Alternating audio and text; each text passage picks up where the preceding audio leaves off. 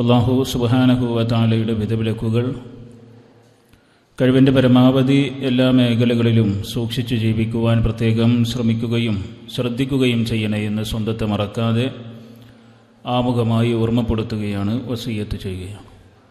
ഒരു ഹദീസിൽ നബി സല്ലല്ലാഹു അലൈഹി വസല്ലമയിൽ നിന്ന് റിപ്പോർട്ട് ചെയ്യുന്ന ആയിഷത്തു സിദ്ദീഖ റളിയല്ലാഹു അൻഹാ റിപ്പോർട്ട് ചെയ്യുന്ന ഒരു ഹദീസിൽ കാണാം, പ്രവാചകൻ മുഹമ്മദ് നബി സല്ലല്ലാഹു അലൈഹി വസല്ലം. എന്താ പ്രവാചകൻ എന്ന് പറഞ്ഞാൽ അതിൻ്റെ അർത്ഥം എന്താ? പ്രവാചകൻ എന്ന വേർഡ് കേൾക്കുമ്പോൾ അതിൻ്റെ ഒരു അർത്ഥം ഉണ്ട്. എന്താണ് അറിയോ? പ്രവാചകൻ എന്ന് കേൾക്കുമ്പോൾ അറിയില്ല, പ്രവചിക്കുന്ന ആളല്ലേ, അത്രേ ഉള്ളൂ. ഇപ്പം എല്ലാവർക്കും അറിയല്ലേ, പ്രവചിക്കുന്ന ആളാണ് പ്രവാചകൻ എന്ന് പറഞ്ഞാൽ പ്രവാചകന്മാർ പ്രവചിക്കുന്ന ആളുകളാണ്. അവർക്ക് ദൈവത്തിൽ നിന്ന്, അള്ളാഹുവിൽ നിന്ന് ലഭിക്കുന്ന കാര്യങ്ങൾ അവർ പ്രഖ്യാപിക്കും. അത് നമുക്ക് പ്രവചനമായി വരും. അവരെ സംബന്ധിച്ചിടത്തോളം അള്ളാഹുവിൻ്റെ അരികിൽ നിന്ന് കിട്ടിയതാണ്.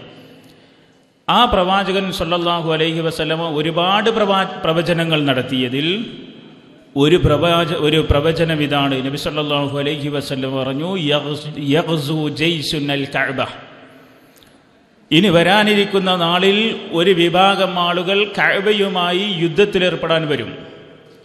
അങ്ങനെ അവർ ഒരുപാട് ആളുകൾ ഇങ്ങനെ കടന്നു വരുന്ന സമയത്ത് യുഹ്സഫു ബി അവ്വലിഹിം ഫഇദാ കാനൂ ബി ബൈദാ, അവർ ഒരു ഒഴിഞ്ഞ സ്ഥലത്തെത്തുമ്പോൾ യുഹ്സഫു ബി അവ്വലിഹിം വ ആഖിരിഹിം, അവരുടെ ആദ്യത്തെ ആൾ മുതൽ അവസാനത്തെ ആളെ ഈ ഭൂമിക്കടിയിലേക്ക് ആഴ്ത്തിക്കളയപ്പെടും. അപ്പോൾ ആയിഷ റളിയല്ലാഹു അൻഹ ചോദിച്ചു, അപ്പോൾ അവരിൽ അതിനെ മേച്ച് നടക്കുന്ന ഒട്ടകങ്ങളെ മേയ്ക്കുന്നവരുണ്ടാവുകയില്ലേ?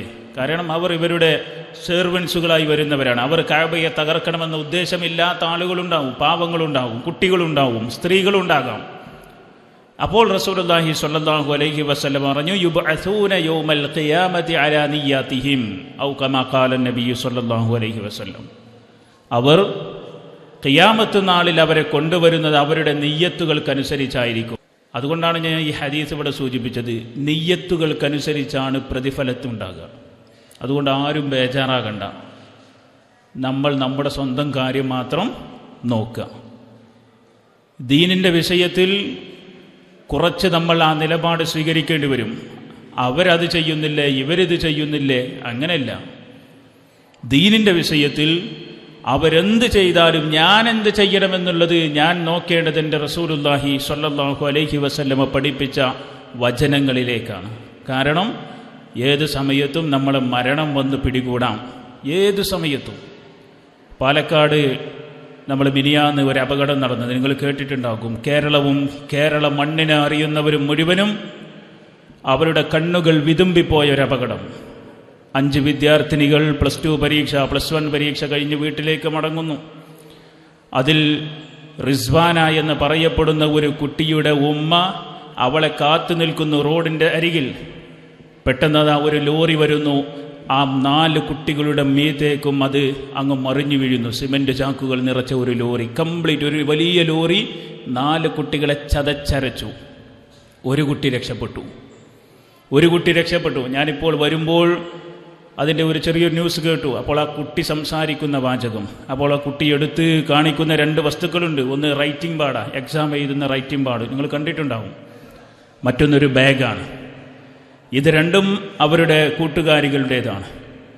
4 കുട്ടികൾ അവിടെ വെച്ചുകൊണ്ട് ജീവൻ പൊലിഞ്ഞു. അള്ളാഹു പുറത്തു കൊടുക്കുമാറാകട്ടെ. അത്രേ ഉള്ളൂ ജീവിതം. ഇവിടെ ബസ്സിൽ തിരക്കൂട്ടിയിട്ട് ഒരാൾ സ്റ്റെപ്പുമ്പോൾ വീണു എന്നൊക്കെ പറഞ്ഞു. ഇത് ഒരു രസമാണ്, ഇപ്പോൾ കേൾക്കുമ്പോൾ രസമാണ്. പക്ഷേ എന്തെങ്കിലും സംഭവിച്ചാലോ? പണ്ട് ഹിറ്റ്ലറിൻ്റെ ഒരു കഥ പറയുന്നിടത്ത് കാണാം, ജൂതന്മാരുടെ കഥ പറയുന്നിടത്ത് കാണാം. ഹിറ്റ്ലർ ജൂതന്മാരെ ഒരു ബസ്സിലും ട്രെയിനിലൊക്കെ അടിച്ച് കയറ്റിക്കൊണ്ടുപോവുക. ആ സമയത്ത് 2 ആളുകൾ തമ്മിൽ അടികൂടെ. എന്തിനെന്നറിയോ? വിൻഡോ സീറ്റ് കിട്ടാൻ വേണ്ടിയിട്ട്.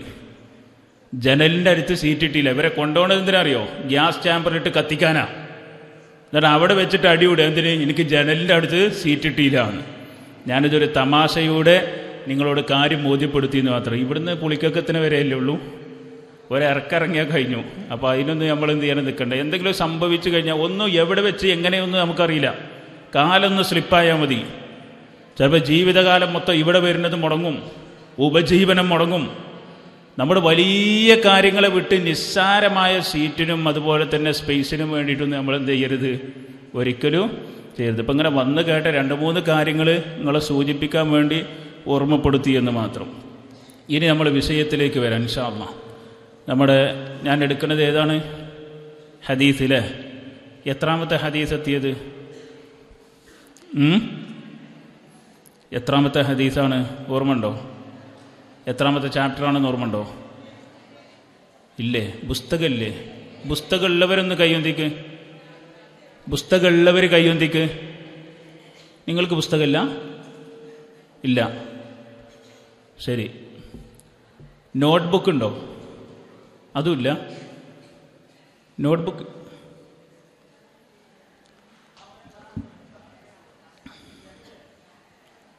ശരി. അപ്പോൾ 7ാമത്തെ ചാപ്റ്ററാണ് അല്ലേ? അതിൻ്റെ ഹെഡിങ് എന്താണ്? 8 7 കഴിഞ്ഞോ? 7 കഴിഞ്ഞു, 8 കഴിഞ്ഞാനായി അല്ലേ? അതിൻ്റെ ആദ്യ ഭാഗമൊക്കെ സൂചിപ്പിച്ചില്ലേ? ആദ്യ ഭാഗത്തെന്താ നമ്മൾ സൂചിപ്പിച്ചത്? എന്താണ്? നമ്മൾ ദേഷ്യം വരുമ്പോണ്ടാകുന്ന ചില പ്രതിഭാസങ്ങൾ അല്ലേ? ഫിനോമിന ഇംഗ്ലീഷിൽ പ്രതിഭാസങ്ങൾ. ആ പ്രതിഭാസങ്ങൾ വീടുകളിലൊക്കെ കാണാം, വീടുകളിൽ കാണാം. അതെനിക്ക് വലിയ സന്തോഷം തോന്നി. എന്താ അറിയോ? ഇന്നലെ മിനിയാന്നിട്ട് ലോക വിവാഹ ദിനമായിരുന്നത്രേ. അത് വാട്സപ്പിലുള്ളതാണ്. അപ്പോൾ ഇന്നാണ് ഞാൻ ഒരു വാട്സപ്പ് നമ്മളെ സ്കൂൾ ഗ്രൂപ്പിൽ വന്നൊരിതാണ്. അപ്പോൾ അന്ന് ഞാനൊരു ചൂല് പറക്കണ ഒരു സംഭവം പറഞ്ഞിട്ടില്ലേനോ? അതേപോലെ ഇന്ന് കിട്ടിയ എനിക്ക് ആ വാട്സപ്പ് പോസ്റ്റിൽ ഒരു ലേഡി ഉണ്ട്, മറ്റേ പുട്ടും കുറ്റി എടുത്തിട്ട് എറിയണ്, മറ്റോണ്ട് ഇങ്ങനെ നിന്ന് കൊടുക്കണം. അപ്പോൾ മേലെ കൂടെ അപ്പം എന്താ ഭയം വേണ്ട ജാഗ്രത മതി പറഞ്ഞിട്ട് ഒരു ടൈറ്റിലും. അപ്പോൾ ആ ഒരു വിഷയമാണ് നമ്മൾ സൂചിപ്പിച്ചിരുന്നത്. ഇനി ഇങ്ങനെ കോപം വന്നു കഴിഞ്ഞാൽ എന്ത് ചെയ്യണം? ഒന്ന്, കോപം വരാതിരിക്കാൻ വേണ്ടി നമ്മൾ അല്ലാഹു സുബ്ഹാനഹു വ തആലയോട് പ്രാർത്ഥിക്കണം. നമ്മുടെ ഹൃദയം, നമ്മുടെ കൈകൾ നമ്മുടെ നിയന്ത്രണത്തിലാണെന്ന് പറയാം. നമ്മുടെ കൈകൾ നമ്മുടെ നിയന്ത്രണം. നിങ്ങൾ കൈ ഒന്ന് പൊക്ക്, ജസ്റ്റ് കുറച്ച് പൊക്കിയാൽ മതി. ശരി. ഇനി കൈ താത്ത്. ഇനി ഞാൻ പറയുന്നത് ഒരിക്കലും ചിന്തിക്കരുത്. ഞാൻ പറയുന്നത് നിങ്ങൾ ചിന്തിക്കാനേ പാടില്ല. ഓക്കെ, ഒരു വിമാനം പറക്കുന്നു, ചിന്തിക്കരുത്. ഇനി ചിന്തിക്കാത്ത എത്ര ആളൊന്ന് കൈയൊന്നിക്ക്. വിമാനം പറക്കുന്നത് ചിന്തിക്കാത്തത് ആരും ഉണ്ടാവില്ല. ആരല്ലേ? ഇനി ഒരു പാറ ഉരുണ്ടു വരുന്നു, അത് ചിന്തിക്കരുത്. ഇനി അത് ചിന്തിക്കാത്ത എത്ര ആളുണ്ട്? കഴിയൂല. ഞാൻ മരിച്ചു കിടക്കുന്നു, ചിന്തിക്കരുത്. ഒരിക്കലും ചിന്തിക്കരുത്. നിങ്ങൾ മരിച്ചു കിടക്കും, ഞാനടക്കം. ആദ്യം ഞാൻ തന്നെ ആയിക്കോട്ടെ. ഇനി ഇവിടെ വന്നിട്ട് നിങ്ങൾ മരിപ്പിച്ചു എന്ന് പറയണ്ട. ഞാൻ മരിച്ചു അല്ലെങ്കിൽ നിങ്ങൾ മരിച്ചു കിടക്കണത് ചിന്തിക്കരുത്. ഇനി ചിന്തിക്കാത്ത എത്ര ആളുണ്ട്? അതില്ല. അതൊരിക്കലും സംഭവിക്കാത്ത വിഷയമാണ്. ഞാനിത് ഓർമ്മപ്പെടുത്തിയത്, കൈകൾ നമ്മുടെ നിയന്ത്രണത്തിലാണ്, കാലുകൾ നിയന്ത്രണത്തിലാണ്, കണ്ണുകൾ നിയന്ത്രണത്തിലാണ്. പക്ഷെ മനസ്സ് നിയന്ത്രണത്തിലല്ല. മനസ്സൊരിക്കലും നിയന്ത്രണത്തിലല്ല. ദേഷ്യം പിടിക്കരുത് നമുക്ക് തോന്നിയാലും നമുക്ക് ദേഷ്യം വരും. ദേഷ്യം പിടിക്കരുതെന്ന് തോന്നിയാലും ദേഷ്യം വരും. അപ്പോൾ മനസ്സിനെ നിയന്ത്രിക്കുവാൻ ഈ പ്രപഞ്ചത്തിൽ ഒരേ ഒരു വ്യക്തിക്ക് സാധിക്കൂ. അവൻ്റെ പേരാണ് അല്ലാഹ്. മുസ്ലിങ്ങൾ വിശ്വസിക്കുന്നത് ഈ പ്രപഞ്ചത്തിൽ ഒരേ ഒരു ശക്തിക്ക് മാത്രമേ മനസ്സിനെ നിയന്ത്രിക്കാൻ പറ്റൂ. ഇത് വെറുതെ പറയുന്നതല്ല. എല്ലാവർക്കും നമ്മൾ ഉദ്ദേശിച്ച രൂപത്തിൽ നമ്മുടെ മനസ്സിനെ കൊണ്ടുപോകാൻ സാധ്യമാകുമായിരുന്നുവെങ്കിൽ ഒരു ഭാര്യയും ഭർത്താവും തമ്മിലൊരു പ്രശ്നം ഉണ്ടാവില്ല. ഉണ്ടാവുമോ? ഒരു ഉപ്പയും മകനും തമ്മിൽ പ്രശ്നം ഉണ്ടാവില്ല. ഉണ്ടാവുമോ? ഒരു ഉമ്മയും മകളും തമ്മിൽ പ്രശ്നം ഉണ്ടാവില്ല. കാരണം എല്ലാവർക്കും സ്വന്തം മനസ്സിനെ നിയന്ത്രിക്കാൻ സാധിക്കുമായിരുന്നുവെങ്കിൽ. പിന്നെ ചിലത് സംഭവിക്കുമ്പോൾ അതിന് പ്രതിവിധിയായിക്കൊണ്ട് ഇസ്ലാം ചില കാര്യങ്ങൾ പഠിപ്പിച്ചു. ദേഷ്യവുമായി ബന്ധപ്പെട്ട് നിൽക്കുന്ന ഭാഗമാണ് വിശദീകരിക്കേണ്ടത്. അതിൻ്റെ ചില കാര്യങ്ങൾ മാത്രം ഓർമ്മപ്പെടുത്തി ഞാൻ എൻ്റെ വാക്കുകൾ ഇൻഷാ അല്ലാഹ് അവസാനിപ്പിക്കും. ഇപ്പം അവസാനിപ്പിക്കൂല കേട്ടോ, ആരും വായിച്ചു പോക്കണ്ട, കുറച്ച് സമയം കഴിഞ്ഞിട്ട്. അതിലൊന്ന്, അള്ളാഹുവിനോടുള്ള പ്രാർത്ഥനയാണ്. നമ്മുടെ മനസ്സറിയുന്ന റബ്ബിനോട് പ്രാർത്ഥിക്കണം, പടച്ചോനെ എനിക്ക് ദേഷ്യപ്പെടാതിരിക്കാനുള്ള തൗഫീക്ക് നൽകണേ. നിങ്ങൾ ദേഷ്യപ്പെട്ട് ഇങ്ങനെ വിറച്ച് നിൽക്കുമ്പോൾ നിങ്ങൾ പടച്ചവനോട് പ്രാർത്ഥിച്ചുക്കണോ, അല്ലാ ഈ ദേഷ്യത്തു നിന്നൊന്ന് എനിക്കൊരു ശമനം നൽകണേന്ന് ഉണ്ടോ? ഇനി ദേഷ്യപ്പെട്ട് വിറക്കണ്ട. മര്യാദക്ക് നിസ്കാരത്തിന് ശേഷം എപ്പോഴെങ്കിലും നമ്മുടെ കുട്ടികളോട് പടച്ചവനെ എനിക്ക് ദേഷ്യപ്പെടാതെ ഒരു ദിവസമെങ്കിലും കഴിച്ചു കൂട്ടാനുള്ള തൗഫീക്ക് ഉണ്ടാകുന്ന പ്രാർത്ഥിച്ചുക്കണോ? ഇല്ല. പക്ഷേ നമ്മൾ പ്രാർത്ഥിക്കണം. കാരണം ബാക്കി എല്ലാ വികാരങ്ങളും ഒരുപക്ഷെ മറ്റുള്ളവരെ വേദനിപ്പിക്കൂല. ശരിക്കും ശ്രദ്ധിച്ചോളി, ബാക്കി ഒരു വികാരവും ചിലപ്പോൾ മറ്റുള്ളവരെ വേദനിപ്പിക്കൂല. പക്ഷെ ദേഷ്യമെന്ന വികാരം നമ്മൾ അനുഭവിക്കുന്നതിനേക്കാളും അതിൻ്റെ പ്രയാസവും അതിൻ്റെ ഏറ്റവും വലിയ ഡെൻസിറ്റി തീവ്രതയും അനുഭവിക്കാൻ വിധിക്കപ്പെട്ടത് നമ്മുടെ കൂടെ ജീവിക്കുന്ന ആളുകളായിരിക്കും. ദേഷ്യത്തിന് അങ്ങനെ ഒരു പ്രശ്നമുണ്ട്. ഒരു ഉമ്മ ദേഷ്യപ്പെടുമ്പോൾ അവിടെയുള്ള 4-5 മക്കൾ മാനസികമായി പ്രയാസപ്പെടുന്നുണ്ട്. ഒരു ജ്യേഷ്ഠത്തെ ഒരു ഉമ്മ മരിച്ചു, ഒരു ഉമ്മ മരിച്ചാൽ പിന്നെ ആ വീട്ടിലെ ഉമ്മയുടെ സ്ഥാനം ആർക്കാ? ഏറ്റവും മൂത്ത മകൾക്ക്. ഇവിടെ ഏറ്റവും മൂത്ത മക്കളുണ്ടോ? നിങ്ങളുടെ ഉമ്മാൻ്റെ മൂത്ത മക്കളായിട്ട് ഇവിടെ ആരെങ്കിലും ഉണ്ടെങ്കിൽ ഒന്ന് കൈയൊന്തിക്ക്. അപ്പം നിങ്ങളൊരു തറവാട് നിയന്ത്രിക്കേണ്ടവരാ. നിങ്ങളുടെ ഉമ്മാക്ക് അള്ളാഹു ദീർഘായുസ് തരട്ടെ, മരണപ്പെട്ടിട്ടുണ്ടെങ്കിൽ പുറത്തു കൊടുക്കട്ടെ.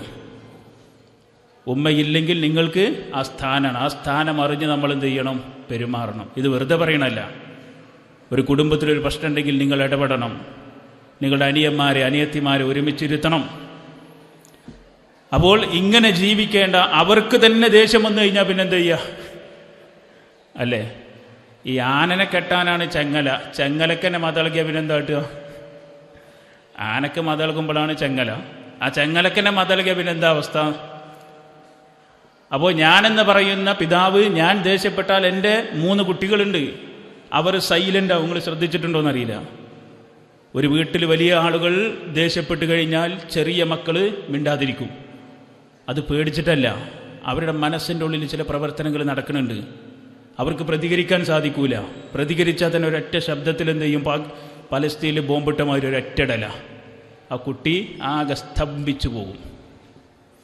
അതുകൊണ്ട് ഒന്നാമതായിക്കൊണ്ട് അതിൻ്റെ പ്രതിവിധിയായിക്കൊണ്ട് പരിശുദ്ധ ഖുർആനിൽ അല്ലെങ്കിൽ പണ്ഡിതന്മാർ വിശദീകരിക്കുകയാണ്, അല്ലാഹുവിനോട് നമ്മൾ ആത്മാർത്ഥമായി പ്രാർത്ഥിക്കണം. പടച്ച റബ്ബേ, എൻ്റെ ഹൃദയത്തിന് നീ സമാധാനം നൽകണേ.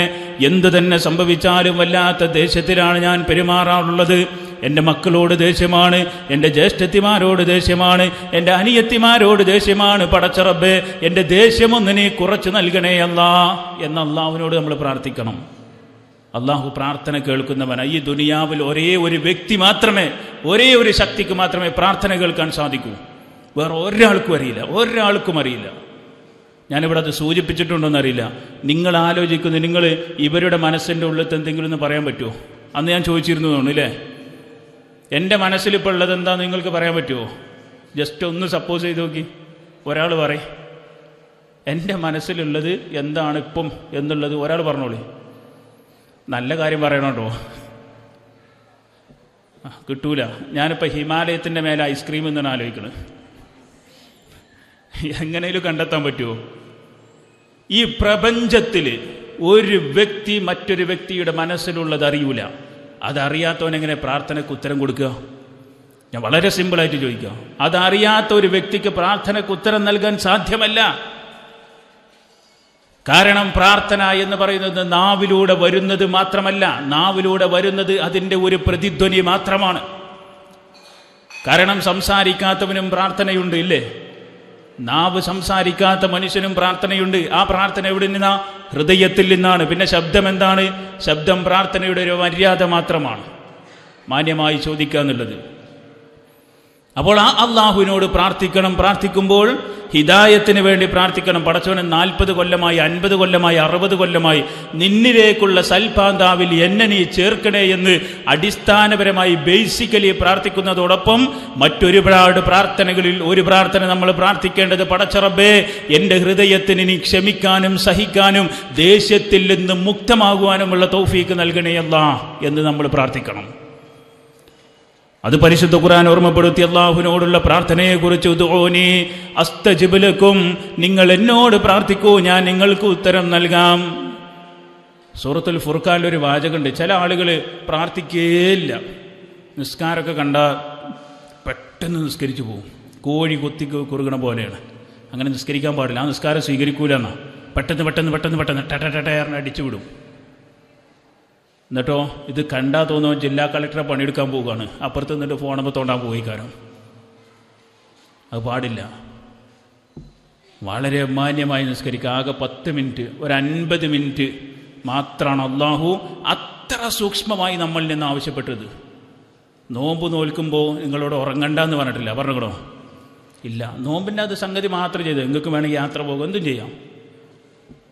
തെക്കിബീർ ഇട്ടിങ്ങാണ്ട് ചായ ഉണ്ടാക്കാൻ പറ്റുമോ? നോമ്പ് പോയിട്ട് ചായ ഉണ്ടാക്കിക്കൂടെ?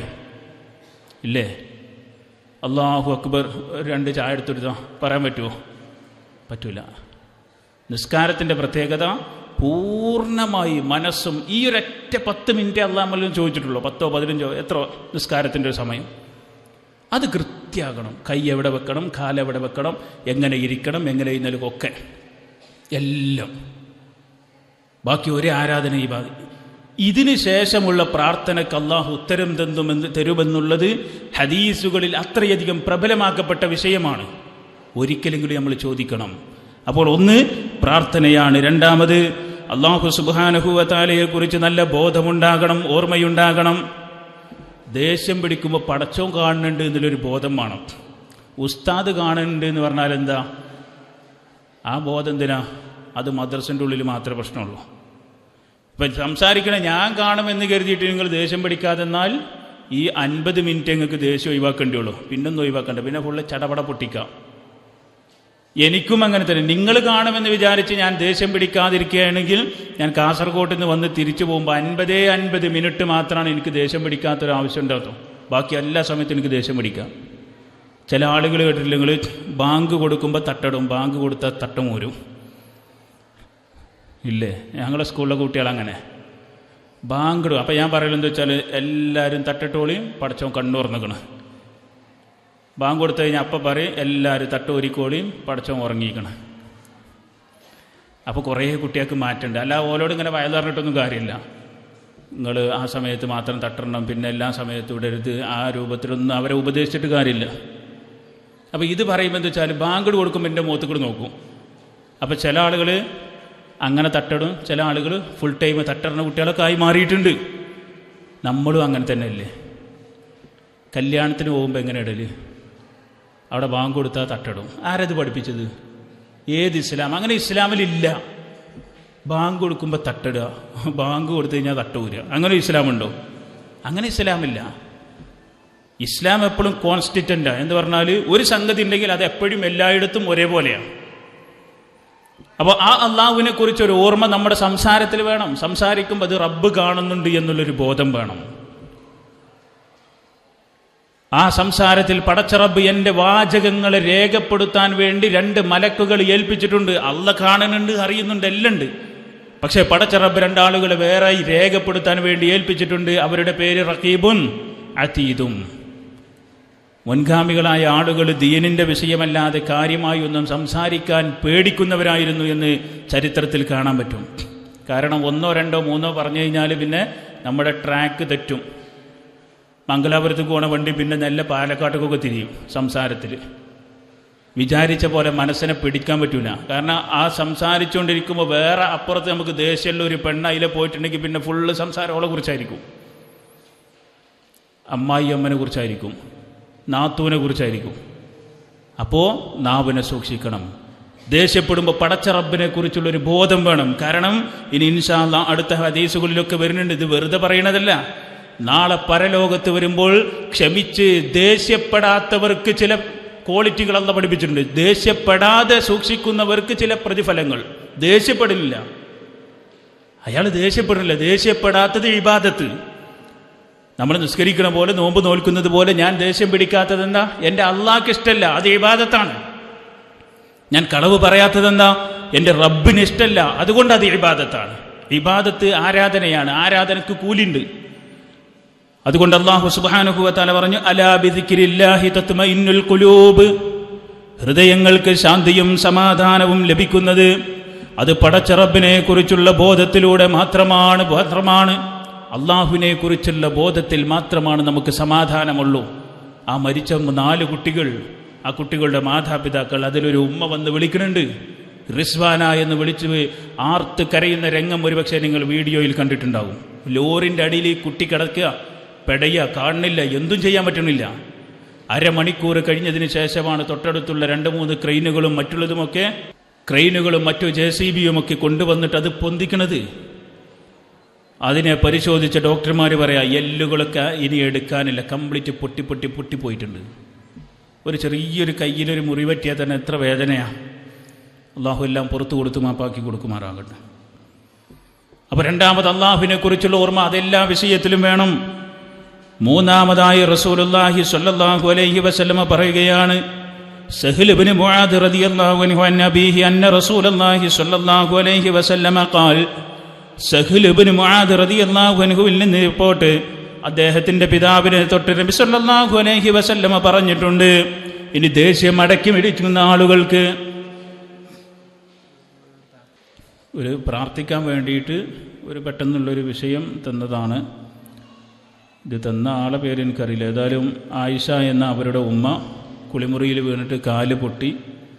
ശനിയാഴ്ചയാണ് വീണത്, തിങ്കളാഴ്ച ഓപ്പറേഷൻ കഴിഞ്ഞിട്ടുണ്ട്.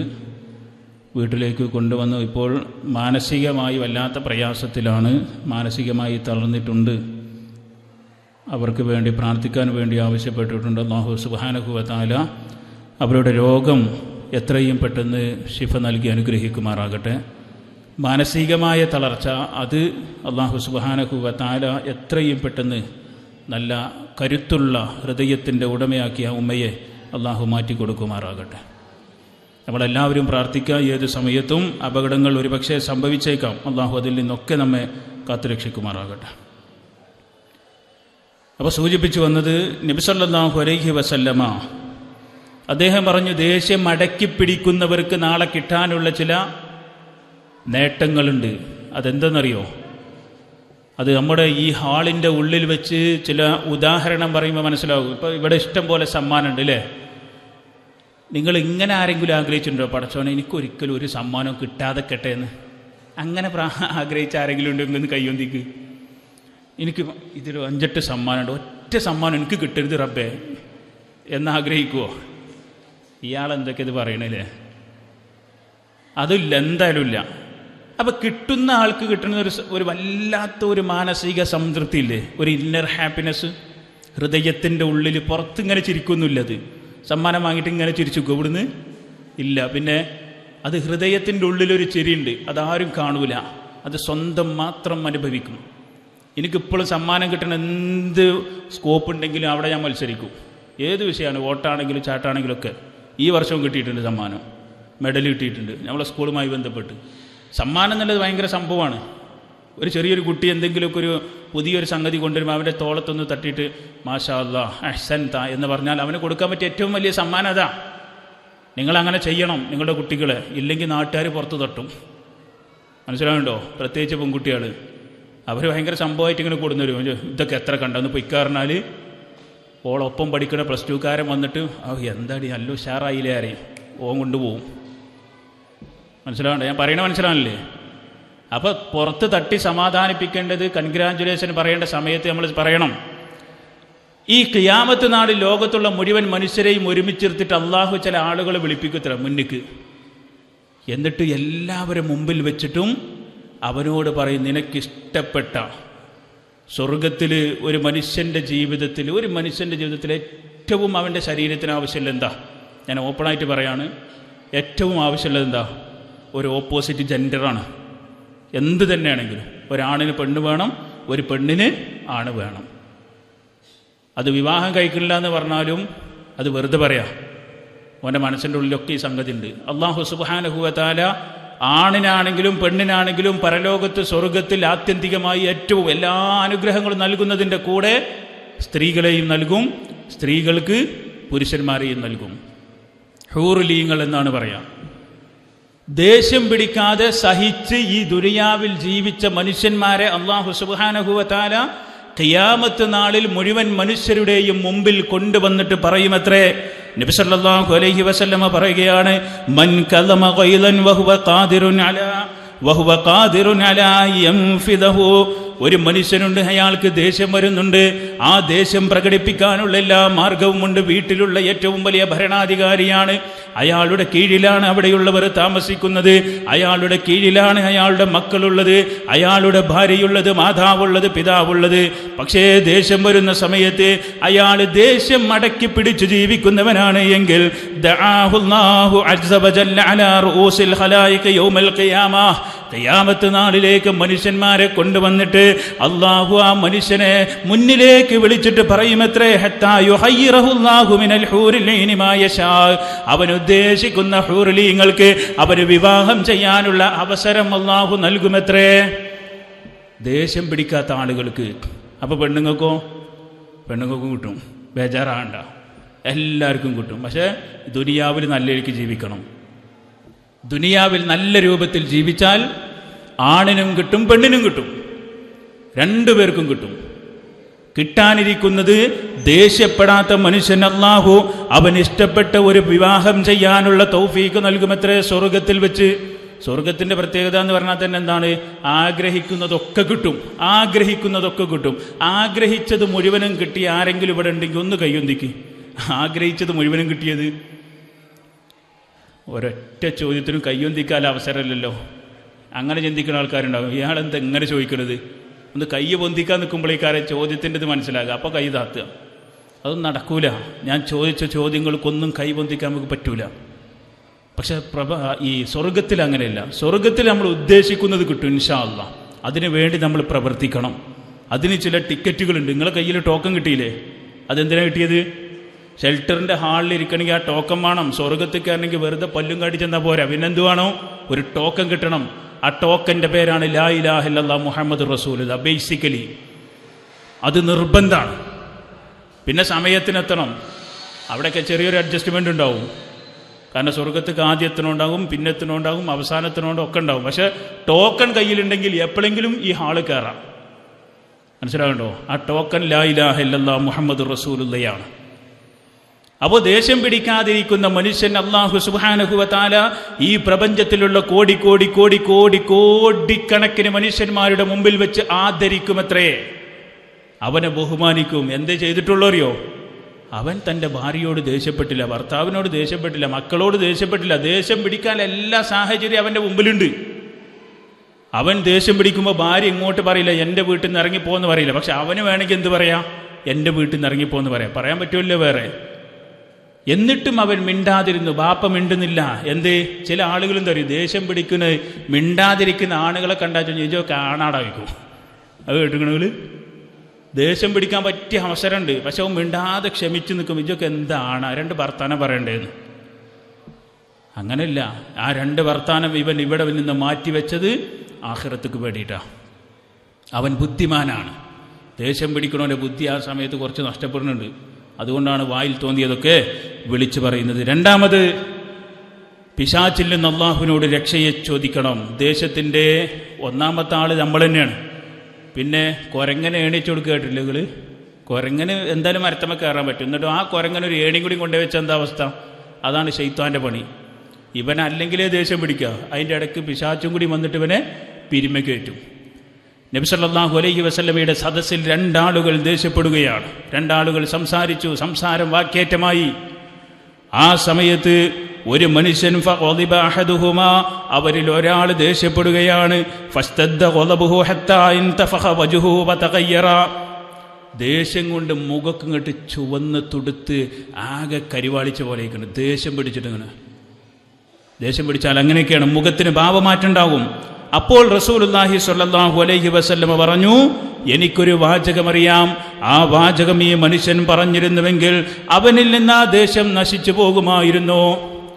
അപ്പോൾ ഏതാണ് ആ വാചകം എന്നറിയോ? അഊദു ബില്ലാഹി മിനശ് ശൈത്വാനിർ റജീം.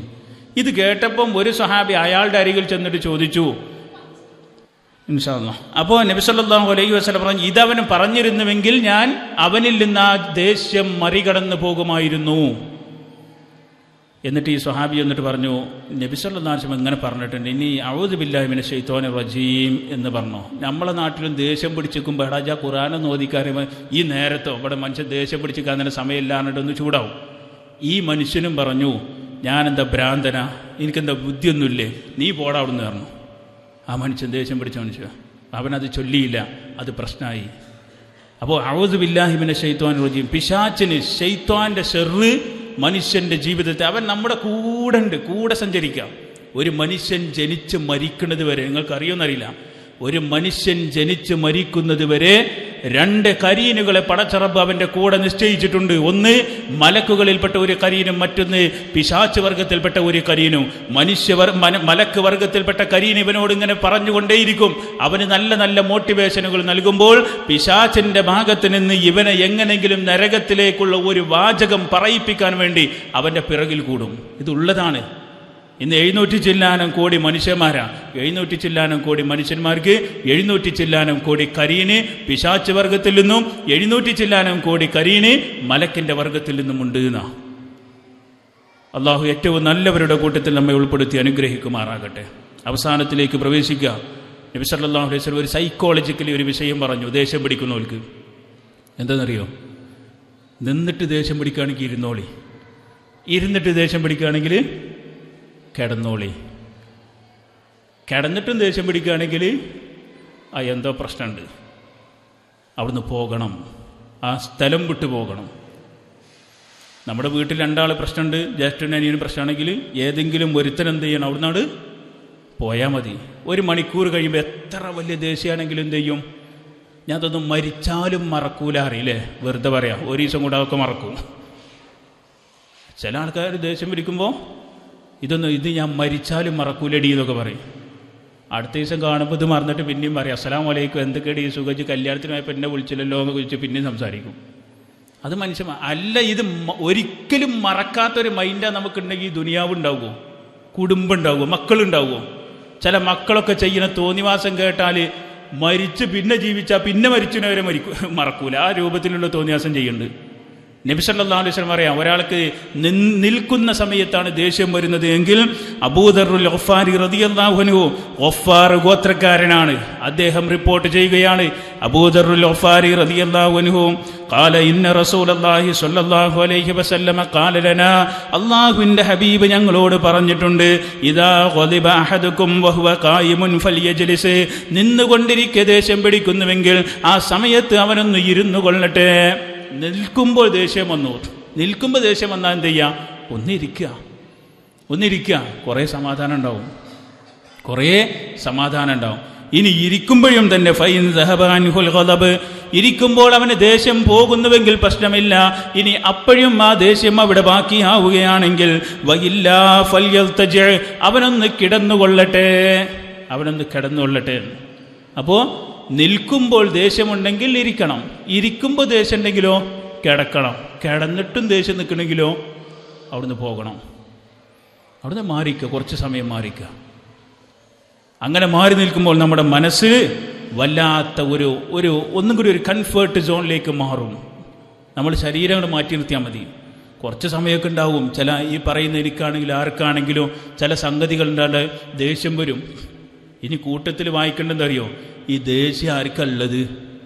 മനുഷ്യന്മാർക്കല്ലേ ദേഷ്യം? മലക്കിന് ദേഷ്യമുണ്ടോ?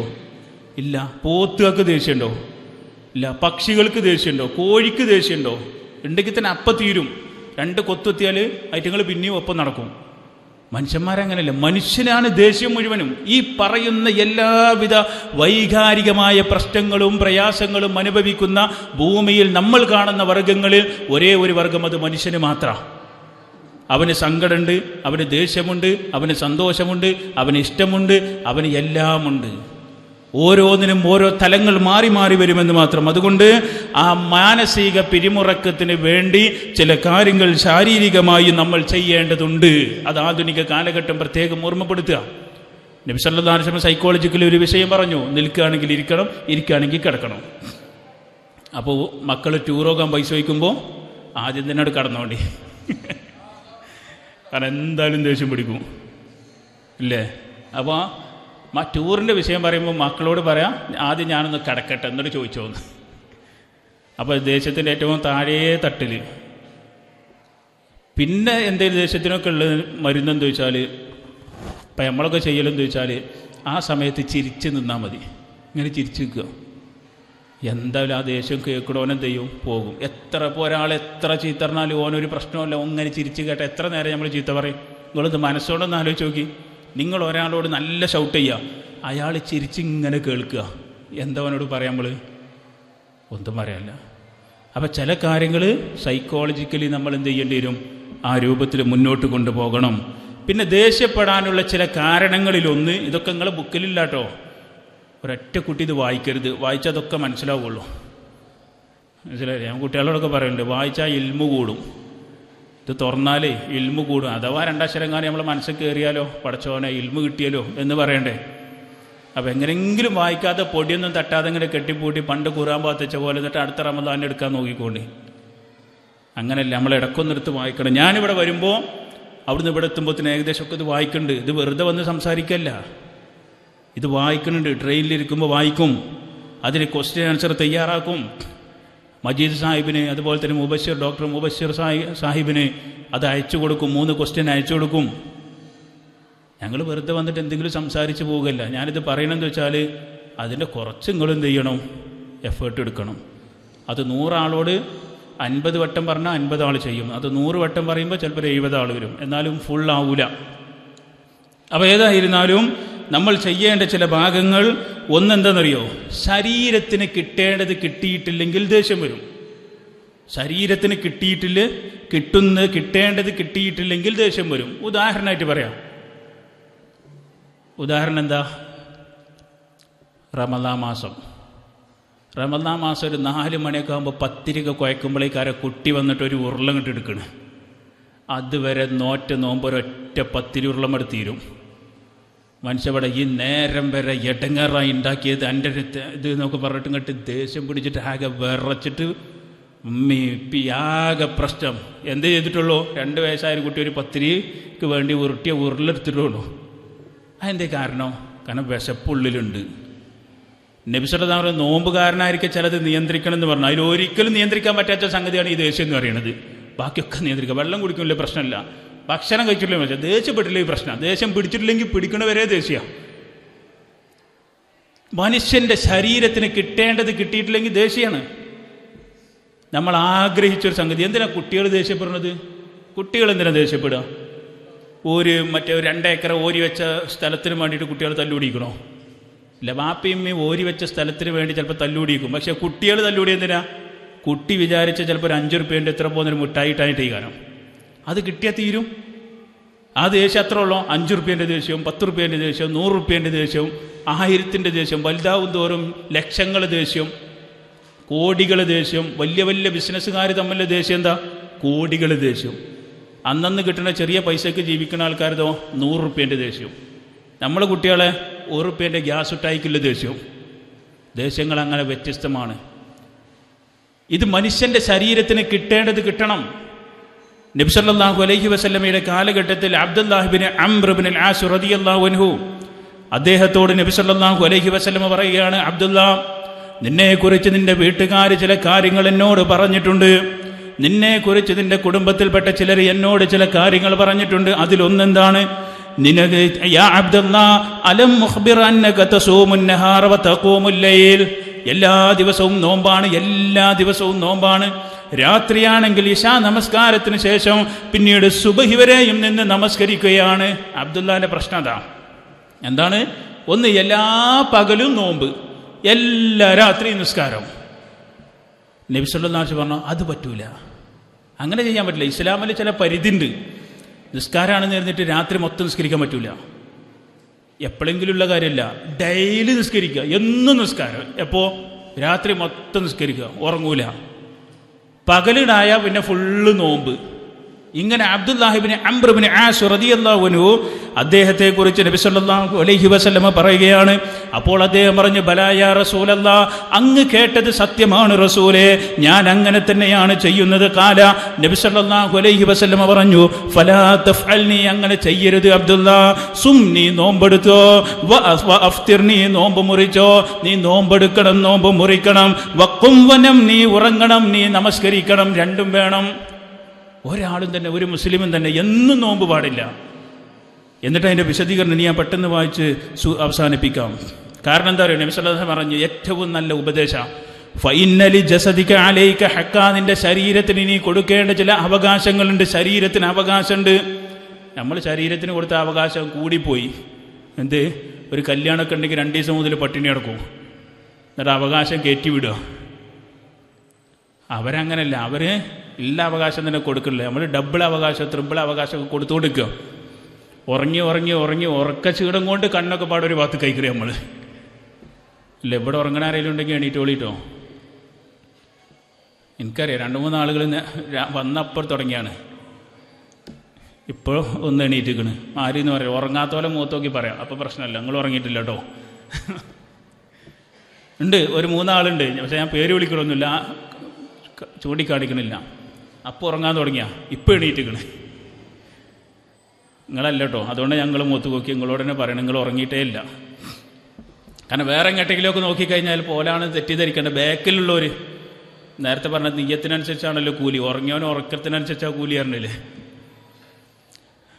ശരി, നബി സല്ലല്ലാഹു അലൈഹി വസല്ലം പറഞ്ഞു, ഫഇന്നലി ജസദിക അലൈക ഹഖ, നിന്റെ ശരീരത്തിന് നീ നൽകേണ്ട ചില അവകാശങ്ങളുണ്ട്. വഇന്നലി ഐനിക അലൈക ഹഖ, നിന്റെ കണ്ണിന് നീ കൊടുക്കേണ്ട ചില അവകാശങ്ങളുണ്ട്. വഇന്നലി സൗജിക അലൈക ഹഖ, നിന്റെ ഭാര്യയ്ക്ക് അല്ലെങ്കിൽ നിന്റെ ഭർത്താവിന് നീ കൊടുക്കേണ്ട അവകാശമുണ്ട്. വഇന്നലി സൗരിക അലൈക ഹഖ, വീട്ടിലേക്ക് വരുന്ന അതിഥിക്ക് നൽകേണ്ട അവകാശമുണ്ട്. ഇതൊക്കെ ഇസ്ലാമിൻ്റെ മാർഗ്ഗമാണ്. ഇതൊക്കെ കൂലിയിട്ടാണ്. അതാണ് ഇസ്ലാമിൻ്റെ പ്രത്യേകത. ഇതൊക്കെ സ്വർഗത്തേക്ക് നമ്മൾ കൊണ്ടുപോവുക. എന്നിട്ട് പറയാണ്, വഇന്ന ബിഹസ്ബിക അൻ തസൂമ കുല്ല ശഹരിൻ 3 അയ്യാം, മാസത്തിൽ 3 ദിവസമാണ് നീ ഏറ്റവും മിനിമം ലെവലിൽ നോമ്പ് നോൽക്കേണ്ടത്. ഏറ്റവും നല്ല നോമ്പ് നിനക്ക് 3 ദിവസം നീ നോമ്പിനെ ചുരുക്കണം. കാരണം എന്നും നോമ്പ് നോറ്റാൽ വീട്ടുകാർക്ക് പ്രയാസമാണ്. എന്നും രാത്രി നിസ്കരിക്കുക, ഭാര്യയ്ക്ക് കിട്ടേണ്ടത് കിട്ടുന്നില്ല, ഭർത്താവിന് കിട്ടേണ്ടത് കിട്ടുന്നില്ല, ഉമ്മയും ഉപ്പയും ഒക്കെ അവിടെ പ്രയാസപ്പെട്ട് കിടക്കുന്നുണ്ട്. അതുപോലെ തന്നെ അവർക്ക് പകല് ഭക്ഷണം കൊടുക്കണം. ഇതൊന്നും നടക്കണില്ല.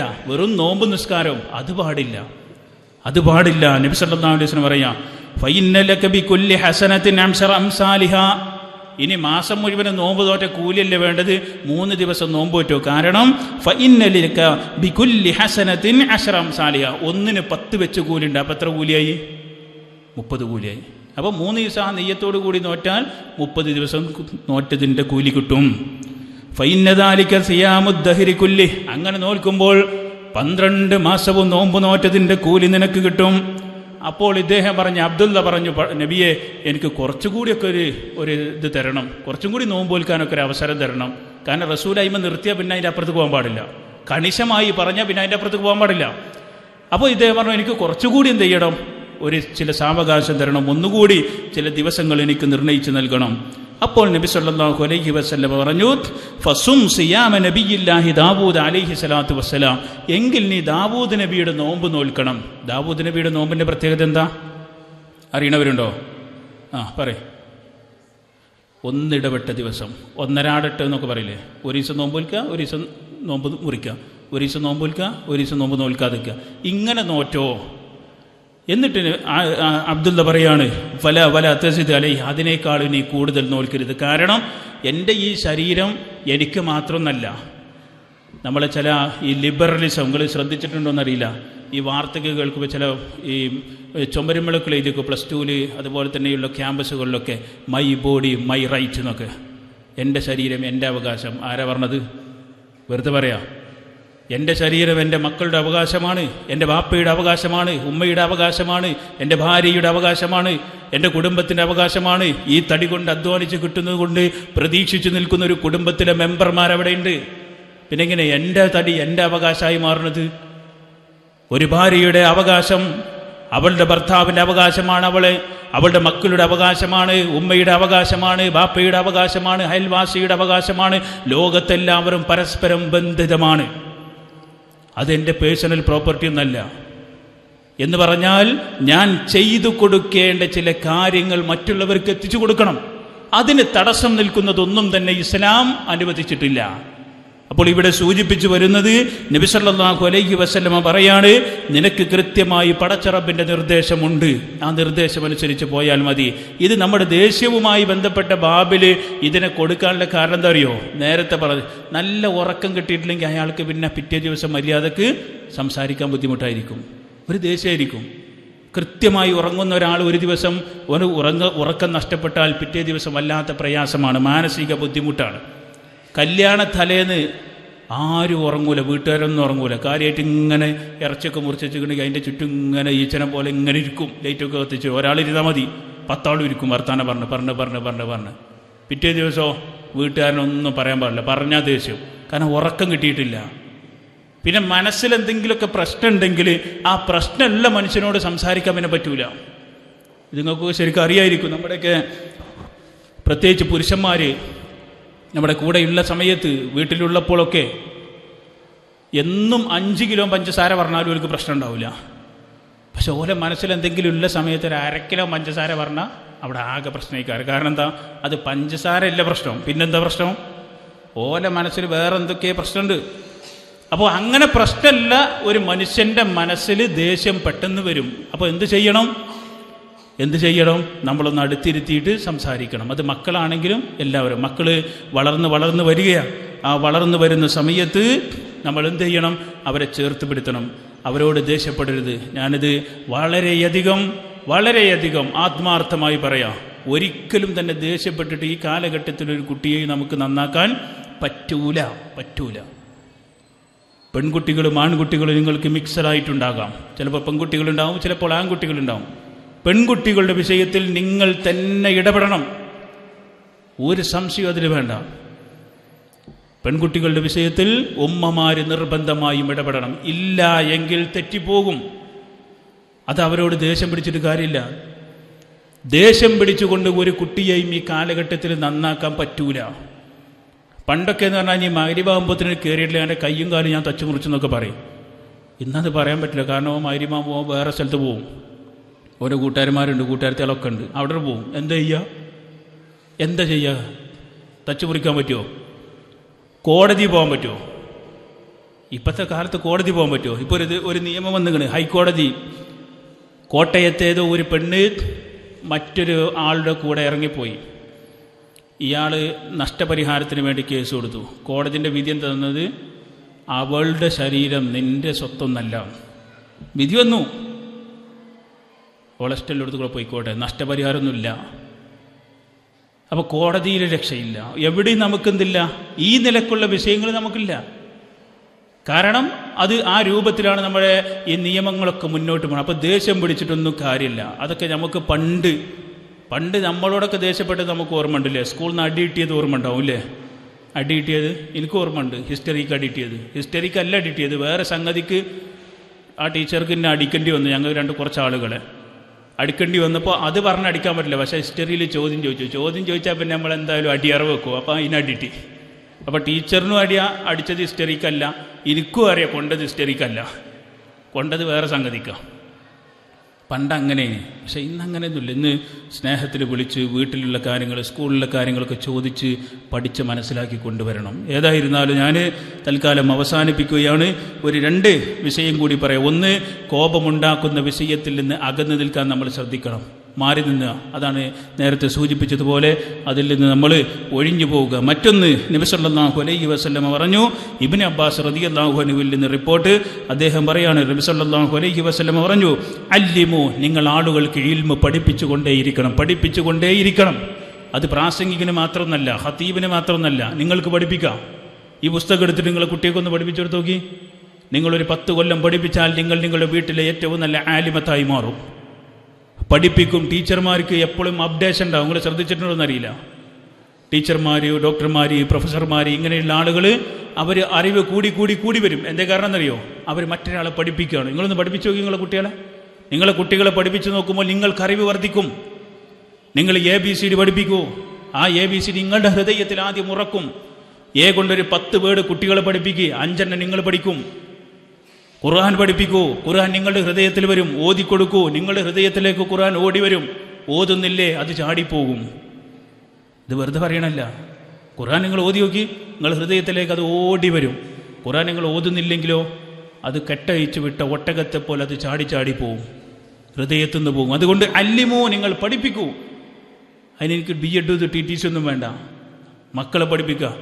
4 ആൾ കൂടി, നിങ്ങളുടെ കുടുംബത്തിൽ 4 ആൾ കൂടി വെറുതെ എഴുതിയിട്ട് നിങ്ങൾ വെറുതെ സംസാരിച്ച് നോക്കി, നിങ്ങൾക്ക് അറിവ് കൂടും. ആ അറിവ് പരലോകത്തേക്ക് നമ്മളെ വഴി നടത്തും.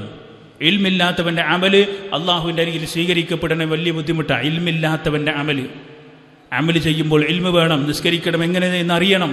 അത് നമ്മളെ മക്കളെ പഠിപ്പിച്ചു കൊടുക്കണം. സുജൂദിൽ കാൽ എങ്ങനെ വെക്കണം, റുക്കൂയിൽ എങ്ങനെയാണ് നമ്മുടെ ഈ മുകൾ ഭാഗം നിൽക്കേണ്ടത്, ഏത് സമയത്താണ് സുജൂദിൽ നിന്ന് അത്തഹിയാത്തിൽ നിന്ന് എഴുന്നേൽക്കുമ്പോൾ കൈകൾ ഉയർത്തേണ്ടത്, ഉയർത്താൻ പാടില്ലാത്തത് എപ്പോൾ, നിസ്കാരത്തിന് ശേഷം എന്തൊക്കെ ചൊല്ലണം, ഇങ്ങനെ പഠിപ്പിച്ചു കൊടുക്കൂ. വയ്യസ്സിറു, നിങ്ങൾ എളുപ്പമുണ്ടാക്കൂ. നിങ്ങൾ മനുഷ്യരെ നിങ്ങൾ നിയോഗിക്കപ്പെട്ടിട്ടുള്ളത് പ്രയാസം ഉണ്ടാക്കാനല്ല, എളുപ്പമുണ്ടാക്കുക. കുടുംബത്തിൽ എളുപ്പമുണ്ടാക്കണം, കുടുംബത്തിൽ കച്ചറ ഉണ്ടാക്കരുത്, മക്കൾക്കിടയിൽ വേർതിരിവ് കാണിക്കരുത്, എളുപ്പമുണ്ടാക്കണം. ഏത് വിഷയത്തിലും എളുപ്പമുണ്ടാക്കുക. അപ്പോൾ ബസ്സിൽ പോകുമ്പോഴും എളുപ്പമുണ്ടാക്കണം. അത് നേരത്തെ പറഞ്ഞത്. വല തുഅസ്സിറു. മറ്റൊരു ഹദീസുള്ളത് യസ്സിറു വല തുഅസ്സിറു, നിങ്ങൾ എളുപ്പമുണ്ടാക്കണം, ഞെരുക്കുണ്ടാക്കരുത്, തള്ളിയിടരുത്. നിങ്ങൾ എളുപ്പമുണ്ടാക്കണം. വല തുഅസ്സിറു, നിങ്ങൾ ഒരിക്കലും തന്നെ പ്രയാസം ഉണ്ടാക്കരുത്. ചില ആളുകളുണ്ട്, അവർ മധ്യസ്ഥന്മാരൊക്കെ വെച്ച് കുടുംബത്തിലെ പ്രശ്നം പരിഹരിക്കാൻ വേണ്ടി ശ്രമിക്കുമ്പോൾ ആ കുടുംബത്തിൽ ചില ആളുകൾ പറയും, ഇയാളൊന്നും മിണ്ടാതെ എന്നാത്ര ഞങ്ങളുടെ കുടുംബം പൗതി രക്ഷപ്പെടും. അയാളെ മിണ്ടാന്നാ മതിയെന്ന്, എന്നാൽ തന്നെ പൗതി രക്ഷപ്പെടും. അങ്ങനത്തെ ആളുകളായി നമ്മൾ മാറരുത്. എൻ്റെ വീട്ടിലുണ്ട് ആ നാത്തൂന്, ഓള് മിണ്ടാന്നാ തന്നെ ഞാനും എൻ്റെ അമ്മയും തമ്മിൽ ഒരു പ്രശ്നം ഉണ്ടാവില്ല. അങ്ങനെ നമ്മളെക്കുറിച്ച് പറയിപ്പിക്കരുത്. നമ്മളൊരു മരുമകളാണെങ്കിൽ ആ കുടുംബത്തിൽ ഒരാളും പറയരുത് ഓളെ നാവൊന്ന് അടയ്ക്കിയാൽ മതി, ഞങ്ങളുടെ കുടുംബം നന്നാകും എന്ന് നമ്മളെക്കുറിച്ച് പറയരുത്. നമ്മളൊക്കെ ക്ലിയറാണ് എന്നിട്ടും പറയുകയാണെങ്കിലോ അത് നമ്മുടെ കൈകളിലല്ല, അത് അള്ളാൻ്റെ അടുത്താണ്. വല തുഅസ്സിറു, നിങ്ങൾ പ്രയാസമുണ്ടാക്കരുത്. വൈദാ ഖദബ അഹദുക്കും ഫൽയസ്കുത്, ഇനി ദേഷ്യം പിടിച്ചാലോ ഫൽയസ്കുത്, മിണ്ടാതെക്കി, കുറച്ചേരം മിണ്ടാക്കുക. നാവൊക്കെ ഒന്നിങ്ങോട്ട് കടിച്ച് പിടിച്ച് പല്ലൊക്കെ കടിച്ച് പിടിച്ച് മിണ്ടാതിരുന്നോളൂ, നിങ്ങൾക്ക് ഹൈറേ ഉണ്ടാവുള്ളൂ. ദേഷ്യം പിടിച്ച ഒരാൾക്ക് ഒരിക്കലും ഇതുവരെ അത്ര ഹൈറൊന്നും വല്ലാതെ കിട്ടിയിട്ടില്ല. ദേഷ്യം പിടിക്കാതെ ഒതുങ്ങി നിന്നവന് ഇഹലോകത്തും ഹൈറാണ്, പരലോകത്ത് എന്തു തന്നെയാണെങ്കിലും ഹൈറാണ്, അവന് സ്വർഗമാണ് എന്നാണ് പരിശുദ്ധ പ്രവാചകൻ സല്ലല്ലാഹു അലൈഹി വസല്ലമ നമ്മെ പഠിപ്പിച്ചിട്ടുള്ളത്. അതുകൊണ്ട് ഞാൻ അവസാനിപ്പിക്കുകയാണ്. ഇൻഷാ അല്ലാഹ് സമയം പറഞ്ഞതിനേക്കാളും 10 മിനിറ്റ് ആയിട്ടുണ്ട്. അടുത്തൊരാൾ വന്നാൽ ഞാൻ അപ്പം നിർത്തും. ഇനി നിങ്ങൾക്ക് വേറെ ഏതോ ഒരു സ്പെഷ്യൽ ക്ലാസ്സോ എന്തോ ഉണ്ടെന്നാണ് ഞാൻ മനസ്സിലാക്കുന്നത്. ഏതായിരുന്നാലും ഇതിലാകെ പറഞ്ഞ ഞാൻ അവസാനിപ്പിക്കുകയാണ്. ഇൻഷാ അല്ലാഹ് ഇനി നമുക്ക് പ്രവേശിക്കാനുള്ളത് അടുത്ത ഒരു പാഠത്തിലേക്കാണ്. 9ാമത്തെ പാഠമാണ്. പറ്റുന്ന ആളുകൾ അതിൻ്റെ മുമ്പ് ഈ ചോദ്യോത്തരങ്ങളൊക്കെ ഒന്ന് വായിച്ച് ജസ്റ്റ് ഒന്ന് ടിക്കിടാനെങ്കിലും ഒരു ശ്രമം നടത്തുക. ഞാനിത് വായിച്ചു, ഈ ക്വസ്റ്റ്യൻ ആൻസറൊക്കെ വായിച്ചിട്ടാണ് ഇവിടെ വന്നിട്ടുള്ളത്. അത് വെറുതെ നിങ്ങളെ വായിപ്പിക്കാൻ വേണ്ടി പറയുന്നതല്ല. എവിടെ ക്ലാസ് എടുക്കുമ്പോഴും അതിനെക്കുറിച്ച് നമ്മൾ സംസാരിക്കുന്ന ആളുകൾ എന്ത് ചെയ്യും, ഒന്ന് റഫർ ചെയ്യും, എന്നിട്ട് വന്നിട്ടാണ് സംസാരിക്കുക. അങ്ങനെ 2 കാര്യമാണ്. ഒന്ന്, ഇല്ല എങ്കിൽ ഞാനിവിടെ വന്നിട്ട് അടുത്തത് ഏതാണ് എന്ന് ഞാനിവിടെ നോക്കിയിട്ട് നിങ്ങളോട് സംസാരിക്കേണ്ടി വരും. ഇതാവുമ്പോൾ ആദ്യം നോക്കി വന്നു, നിങ്ങളും ആ രൂപത്തിൽ നിങ്ങളെ കൊണ്ടുപോയാൽ നിങ്ങൾക്കത് ഇൻഷാ അല്ലാഹ് അത് ഹൈറായിരിക്കുമെന്നാണ് ഞാൻ മനസ്സിലാക്കുന്നത്. അതുകൊണ്ട് ചില കാര്യങ്ങൾ മാത്രം. ഒന്ന്, നമ്മൾക്ക് എന്തെങ്കിലും ഉപദേശം വേണമെങ്കിൽ നമ്മൾ ഉപദേശം തേടണം. അത് ഏത് വിഷയമാണ്. നമ്മുടെ കുടുംബത്തിൽ നമ്മളൊക്കെ ചിലപ്പോൾ പ്രയാസത്തിലാണല്ലോ, പല വിഷയത്തിലും പ്രയാസത്തിലാണ്. എന്നാലും അള്ള തന്ന അനുഗ്രഹങ്ങൾക്ക് നമ്മൾ എന്ത് ചെയ്യണം, നന്ദി കാണിക്കണം. പ്രയാസത്തിലാണ്, എനിക്കറിയാം. എല്ലാവരും ഇവിടെ വന്നവരൊക്കെ ആരും നല്ല ഇഷ്ടപ്പെട്ടിട്ട് വന്നവരാണ്. ഇവിടെ അങ്ങനെ ആരുമില്ലല്ലോ. നമ്മുടെ ജീവിത സാഹചര്യം നമ്മളെ ഇവിടെ എത്തിച്ചു. പക്ഷേ ഇതില്ലാത്ത ആളുകളുണ്ട് എന്നുള്ളത് നമ്മൾ ചിന്തിക്കുക. അതോടൊപ്പം തന്നെ ഇവിടെ വന്ന വിഷയത്തിൽ നമുക്ക് എന്തെങ്കിലുമൊക്കെ പ്രശ്നം, ഇവിടെ കൗൺസിലിംഗ് ഇതൊക്കെ ഉണ്ട്. നമ്മുടെ മക്കൾക്കോ എന്തെങ്കിലുമൊക്കെ അവരുടെ കുടുംബത്തിൽ നിന്ന് നഷ്ടപ്പെട്ടു പോയ ആളുകൾക്ക് പകരം വെക്കാൻ നിങ്ങളുടെ കുടുംബത്തിലില്ലെങ്കിൽ ചിലപ്പോൾ ചില കുട്ടികൾക്ക് എന്ത് ചെയ്യേണ്ടി വരും, ആ രൂപത്തിൽ സംസാരിക്കാൻ ആളുകൾ ഏർപ്പാടാക്കേണ്ടി വരും. അങ്ങനെ ഉപദേശം വേണ്ടി വന്നാൽ ഉപദേശം തേടണം. അബൂ ഹുറൈറ റളിയല്ലാഹു അൻഹു ആദ്യത്തെ ഹദീസ് അതാ പഠിച്ചത്. നബി എന്നെ ഒന്ന് ഉപദേശിക്കുക. അപ്പോൾ നബി സല്ലല്ലാഹു അലൈഹി വസല്ലം പറഞ്ഞത് ലാ തഗ്ദബ്, കോപിക്കല്ലേ. ഒന്നുകൂടി ലാ തഗ്ദബ്, കോപിക്കല്ലേ. ഈ ഹദീസ് ഓർമ്മ ഉണ്ടോ? കോപിക്കല്ലേ 3 പ്രാവശ്യം പറഞ്ഞു. അപ്പോഴാണ് അബൂ ഹുറൈറ തന്നെ മനസ്സിലായത് അതാണ് ഉപദേശം. ഏതാ ഉപദേശം? കോപിക്കല്ലേ എന്നുള്ളതാണ് നബി സല്ലല്ലാഹു അലൈഹി വസല്ലം കൊടുത്ത ഉപദേശം. അപ്പോൾ ഉപദേശം വേണമെങ്കിൽ ചോദിക്കണം. 2, മറ്റൊന്ന്, ഇതിൽ സംസാരത്തിൻ്റെ പ്രാധാന്യം ശ്രോതാവ് ഉൾക്കൊള്ളാനും പഠിക്കാനും നമ്മൾ ശരിക്കും എന്ത് ചെയ്യണം, ശ്രദ്ധിക്കുക. നമ്മൾ സംസാരിക്കുന്നൊരു വിഷയം, ആ വിഷയം മറ്റുള്ളവരിലേക്ക് എത്താൻ വേണ്ടി നമ്മൾ ശ്രമിക്കുക. നിങ്ങളോട് എനിക്ക് പറയാനുള്ളത്, മക്കളോട് ഓപ്പണായിട്ട് സംസാരിക്കുക. മഗ്രിബ് മുതൽ ഉറങ്ങുന്നത് വരെ നിങ്ങൾ ഫോൺ ഒഴിവാക്കണം. നിർബന്ധമായിട്ടും ഫോൺ ഒഴിവാക്കണം. ഇല്ല എങ്കിൽ നിങ്ങൾ ഫോൺ എടുക്കുമ്പോൾ നിങ്ങളുടെ കുട്ടികൾ ഫോൺ എടുക്കും. അവർ നിങ്ങളറിയാത്ത പല ചാറ്റിങ്ങുകളിലും അവർ ഏർപ്പെടും. അത് മെല്ലെ മെല്ലെ വിത്ത് മുളച്ച് അതിങ്ങനെ ചെറിയ ചെടിയായി, ചെടി വളർന്ന് മരമായി, അവസാനമാണ് ചില കാര്യങ്ങൾ ബോധ്യപ്പെടുക. അപ്പോഴേക്കും അവരൊക്കെ ഒരുമിച്ചിട്ടുണ്ടാകും. നിങ്ങൾ പറയാണ്, എനിക്കെന്നെ എത്രയോ അനുഭവമുണ്ട്. ഒരുപാട് അനുഭവങ്ങളുണ്ട്. പല ആളുകളെയും അവരിങ്ങോട്ട് വരികയാണ്, ഞങ്ങൾ ഒരുമിച്ച് ജീവിക്കുകയാണെന്ന് പറഞ്ഞിട്ട്. ഞങ്ങൾ ഒരുമിച്ച് ജീവിക്കുക. അപ്പം എന്താ ഉമ്മ എന്താ പറയുക? ഒന്നും പറയാനില്ല. വാ എന്ന് പറയാൻ പറ്റുമോ? വരണ്ട എന്ന് പറയാൻ പറ്റുമോ? ഒന്നും പറയാൻ പറ്റില്ല. ആ ഉമ്മ അവിടെ സൈഡാവും. പിന്നെ മരിക്കണ വരെ അവർ കയറി അങ്ങനെ വന്ന ഒരു പെണ്ണിനെ നമുക്ക് ഉപദേശിക്കാൻ പറ്റുമോ? ഇല്ല. കാരണം ഓല് നിയമം പഠിച്ചിട്ടാണ് വരുന്നത്. ഇത് വെറുതെ പറയണല്ല, ഇത് നിസ്സാരല്ലത്. വിവാഹം, ഇസ്ലാമിലെ വിവാഹം എന്ന് പറയുന്നത് രണ്ടാളുകൾ തമ്മിൽ കാണണം, ഇഷ്ടപ്പെടണം, പരിചയപ്പെടണം, കുടുംബക്കാർ തമ്മിൽ യോജിക്കണം. എന്നിട്ടെന്ത് ചെയ്യുന്നു? അവർ തമ്മിൽ വലിയനെ ഇരുത്തി 2 സാക്ഷികളെ വെച്ചിട്ട് വിവാഹം ചെയ്യാണ്. അങ്ങനെയാകുമെന്ന് പറയും. ആ വിവാഹത്തിൽ എന്തെങ്കിലും പ്രശ്നം ഉണ്ടെങ്കിൽ ആ സാക്ഷിയും ആ നാടും ഇടപെടും. ഇപ്പം അങ്ങനെയൊന്നുമില്ല. നേരെ രജിസ്റ്റർ ചെയ്യുക, വീട്ടിലേക്ക് വരിക. ഓൾക്കറിയാം ഇവിടുന്ന് എന്ത് സംഭവിച്ചാലും ആരെൻ്റെ കൂടെ ഉണ്ട്? കോടതി എൻ്റെ കൂടെ ഉണ്ട്. അവിടെ ഉമ്മയും മരുമകളും തമ്മിൽ ബന്ധമൊന്നുമില്ലപ്പോൾ. അങ്ങനെ ആകാതിരിക്കണമെങ്കിൽ അത് വലുതായിട്ട് നോക്കിയിട്ട് കാര്യമില്ല. വലുതായിട്ട് എന്താ ചെയ്യുക? ഒന്നും ചെയ്യാല്ല. ചെറുപ്പം മുതൽ, എത്രാം ക്ലാസ് മുതൽ? ഒരു പക്ഷേ 4, 5, 6 മുതൽ നമ്മൾ എന്ത് ചെയ്യണം? കല്യാണപ്രായം ആലോചിക്കണം എന്നല്ല പറഞ്ഞത്. നിങ്ങളും അവരും തമ്മിൽ ബന്ധം ഉണ്ടാക്കണം. സ്കൂളിൽ എന്ത് നടന്നാലും കുട്ടി എന്ത് വന്ന് പറയണം? നമ്മളോട് വന്ന് പറയണം. സ്കൂളിൽ എന്ത് നടന്നാലും, അത് സ്പോർട്സ് നടന്നാൽ പറയണം, ആർട്സ് നടന്നാൽ പറയണം, എന്ത് നടന്നാലും പറയണം. അതിൻ്റെ ഇടയ്ക്ക് ആരെങ്കിലും തോണ്ടിയാൽ അതും പറയണം, സംസാരിച്ചാൽ അതും പറയണം, എല്ലാം പറയണം. അപ്പോൾ വളരെ ക്ലിയർ കട്ട് ഓപ്പൺ മൈൻഡോടുകൂടി സംസാരിക്കുക. അങ്ങനെയാണ് എങ്കിൽ നമുക്ക് മരിക്കുമ്പോൾ നമ്മുടെ കുട്ടി നമ്മളെ കൂടെ ഉണ്ടാകും. ഇല്ലെങ്കിൽ എന്താ അറിയോ, നമ്മളിങ്ങനെ ഒറ്റയ്ക്ക് ജീവിച്ച് ഒറ്റയ്ക്ക് യാത്ര പോകുമ്പോൾ ഉണ്ടാകുമെന്ന് പ്രതീക്ഷ ഒന്നുമില്ല ഈ കാലഘട്ടത്തിൽ. അതുകൊണ്ട് ദേഷ്യപ്പെടാതെ വളരെയധികം മാനസികമായി അടുത്ത് നിന്നിട്ട് നമ്മൾ അവരോട് സംസാരിക്കണം. അങ്ങനെ സംസാരിച്ച് അവരുടെ കൂടെ നിർത്തണം, ചേർത്ത് പിടിക്കണം. ചേർത്ത് പിടിക്കാൻ നമ്മുടെ കൈകൾ ഉയർന്നിട്ടില്ലെങ്കിൽ നാട്ടുകാരുടെ കൈകൾ കുട്ടിയുടെ ശരീരത്തിൽ വന്ന് വീഴും. ഇതെല്ലാ സമയത്തും നമ്മൾ കണ്ടുകൊണ്ടിരിക്കുന്നതാണ്. ഇനി ഏതായിരുന്നാലും ഞാൻ നീട്ടിപ്പരത്തി സംസാരിക്കുന്നില്ല. 11:20 1 മണിക്കൂർ കഴിഞ്ഞു എന്നാണ് ഞാൻ മനസ്സിലാക്കുന്നത്. ഇൻഷാ അല്ലാഹ് എൻ്റെ വാക്കുകൾ ഞാൻ ഉപസംഹരിക്കുകയാണ്. അവസാനമായി നിങ്ങളുടെ ഈ പുസ്തകത്തിൽ 73-ാമത്തെ പേജ്, ഇപ്പം നോക്കണ്ട, കയ്യിലുള്ളവർ നോക്കിയാൽ മതി. അവിടെ മനപ്പാടാക്കാൻ എല്ലാ ചാപ്റ്ററിൻ്റെയും അവസാനം ഒരു ഹദീസ്, ഒരു പ്രാർത്ഥന കൊടുത്തിട്ടുണ്ട്. അതിൽപ്പെട്ട ഒരു പ്രാർത്ഥനയാണ് അല്ലാഹുമ്മ അക്സിർ മാലി വ വലദി. അള്ളാഹു എനിക്ക് സമ്പത്തിനെ വർദ്ധിപ്പിച്ച് നൽകണേ, അതോടൊപ്പം തന്നെ എനിക്ക് മക്കളെ നീ വർദ്ധിപ്പിച്ച് നൽകണേ. വബാരിക് ലി ഫീമാ അഅ്തൈതനി. വെറുതെ തന്നിട്ട് കാര്യമില്ല, അതിലൊരു ബറക്കത്തുണ്ടാകണം. ബറക്കത്തില്ലാത്തവൻ്റെ സമ്പത്ത് നരകത്തിലേക്ക് അവനെ കൊണ്ടുപോകൂ. ബറക്കത്തില്ലാത്ത മക്കൾ അതൊരിക്കലും നമ്മളെ സ്വർഗത്തിലേക്ക് കൊണ്ടുപോവുകയില്ല. വഅത്തിൽ ഹയാത്തി അലാ തഅതിക. പടച്ച റബ്ബേ, ഞാൻ ജീവിക്കുന്നിടത്തോളം കാലം നിന്നെ അനുസരിച്ച് ജീവിക്കുന്നവരുടെ കൂട്ടത്തിൽ എന്നെ ഉൾപ്പെടുത്തണേ. വഅഹ്സിൻ അമലി. എൻ്റെ അമലുകളെ നന്നാക്കാനുള്ള തൗഫീക്ക് നൽകണേ. വഗ്ഫിർലി. എനിക്ക് നീ പുറത്തു കൊണ്ട് റബ്ബേ എന്നൊരു പ്രാർത്ഥനയുണ്ട്. ഇതൊക്കെ ഇങ്ങനെ നിത്യേന നമ്മളിങ്ങനെ ചൊല്ലിക്കൊണ്ടിരിക്കുക. അങ്ങനെ ചൊല്ലുമ്പോൾ നമ്മുടെ മരണം ഏറ്റവും നല്ല രൂപത്തിൽ അള്ളാഹു നമ്മിൽ നിന്ന് സ്വീകരിക്കും. ജീവിതത്തെയും മരണത്തെയും അവൻ ഇഷ്ടപ്പെടുന്ന യഥാർത്ഥ വിശ്വാസികളുടെ കൂട്ടത്തിൽ ഉൾപ്പെടുത്തി നമ്മെ അവരെയും ജീവിപ്പിക്കുകയും മരിപ്പിക്കുകയും ചെയ്ത് അനുഗ്രഹിക്കുമാറാകട്ടെ. നമ്മിൽ നിന്ന് വന്നുപോയിട്ടുള്ള ചെറുതും വലുതുമായ എല്ലാ പാപങ്ങളും അള്ളാഹു പുറത്തു മാപ്പാക്കി തരുമാറാകട്ടെ.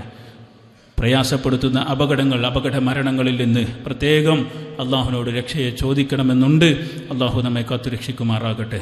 ഇവിടെ തന്ന ആ ഒരു സഹോദരിയുടെ മാതാവിനെയും അതുപോലെ തന്നെയുള്ള പ്രയാസം അനുഭവിക്കുന്ന എല്ലാവരെയും അള്ളാഹു അവരുടെ പ്രയാസത്തിൽ നിന്ന് എത്രയും പെട്ടെന്ന് ശിഫ നൽകി അനുഗ്രഹിക്കുമാറാകട്ടെ.